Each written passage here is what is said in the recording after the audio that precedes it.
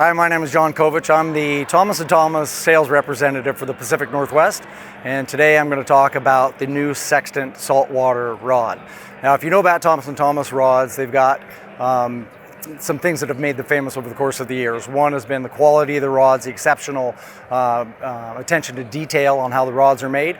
And one of the other things that they've been famous for really have been saltwater rods. So the anglers in the Northeast in particular have had rod favorites from T&T over many years that they've used for the deep water for stripers and the albies and all that fishing.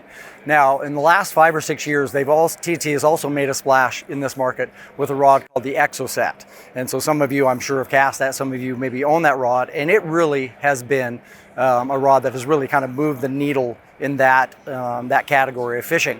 And I think that what made it so good was that it was really friendly to cast. So almost any angler could pick it up, and it had a ton of feel, and it had an exceptional amount of power in the bottom end of the rod. So in really extreme situations, fishing GTs in the Seychelles, fishing big tarpon in Central America, it could handle those fish, which was pretty exceptional because it's not easy to do. A rod that casts well and that can fight a big fish and actually move it.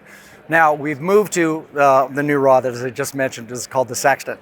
And this has been a long time coming, and I'm really, really pleased with it because as good as the Exoset was, there were some things that we wanted the rod to do a little bit better. So let me talk about what this rod does. I think the first thing that anybody will notice when they pick up a Sextant is how light it feels. Now, it is, in terms of physical weight, really light. So if you actually look at the specs across all the different rod manufacturers, we're at the end that's quite light, but there's a lot of good light rods out there. But what also is exceptional is how light the rod feels in your hand.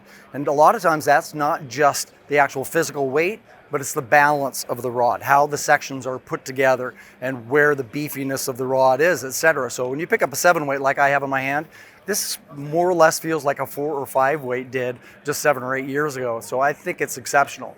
The other thing that I notice about this as a sales rep is that, as sales reps, we travel around our territories, we go shop to shop, and when we have a new product like a new fly rod, we drag it out of our rig and we show it to the shop employees. And then what do we do with the fly rod? We go out in the parking lot and we cast it, right? It's always kind of hilarious because you get all the comments from people passing by, yelling, caught anything yet?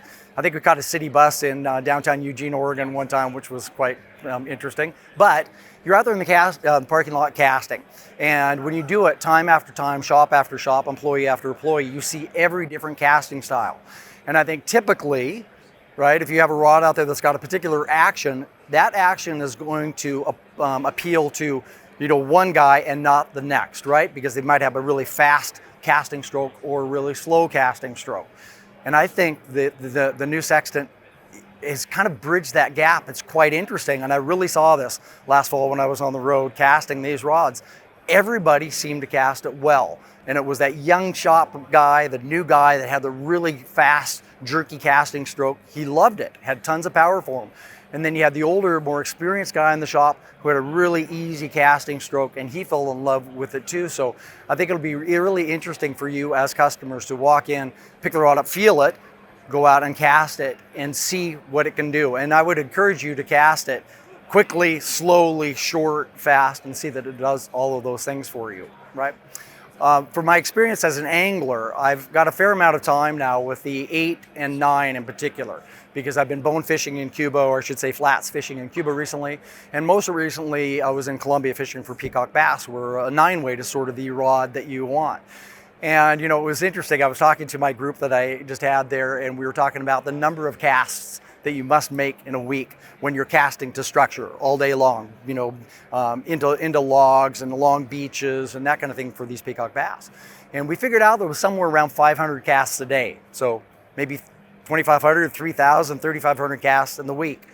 It can really kill you, especially when you're casting a rod that is built for that kind of fishing, stiff, heavy, that's what they've been in the past. And I didn't find that to be the case. The 9-weight Sextant, I think, is one of the best rods I've ever cast.